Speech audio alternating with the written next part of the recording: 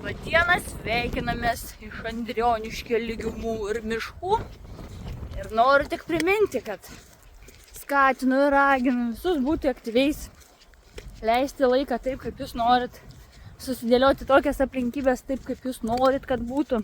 Ir paskui senatvėj netektų gailėtis, kad kažko nepadarėt, kažką praleidot, kažkur nenukeliavot, nenuvažiavot, nenuskrydot.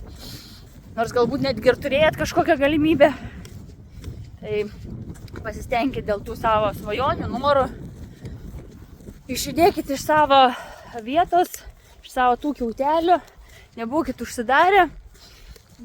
Ir būkit aktyvesni. Kai būsit aktyvesni, tai tada ir mintis visos blogos išeis. Ir nebus taip viskas blogai, kaip atrodo.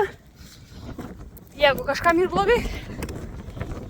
Bet, kaip sakant, mums visadagi kažko trūksta iki to. Nu, jeigu bus tas ar anas, tada jau bus gerai. Tai vat linkiu, kad čia ir dabar būtų gerai, kad jaustumėtės gerai, kiek įmanoma daugiau judėkit, krūtėkit. Ir noriu visus įkvėpti, judėti, krūtėti. Tai siunčiu šią žinutę su meile ir šviesa visiems. Judėkit ir krūtėkit. Martynai, pamojuok.